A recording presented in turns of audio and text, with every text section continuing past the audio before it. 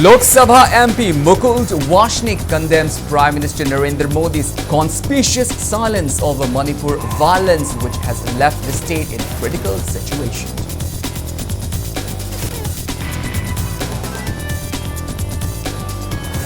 Locals demand removal of 50 bunkers of suspected Kuki militants set up at Kanto Sabald, Laimapong Chingmang and Ingorok area, else warns of carrying out counter-blockade on Laimapong road. Three Office of Progressive People's Organization and NGO working for helping people living with HIV/AIDS in Churachandpur torched down by miscreants during recent ethnic riot. While United Youth Club Wankai demands removal of any Kuki or any Mizo specification on ST list as first steps towards stopping influx of Kuki foreigners in Manipur.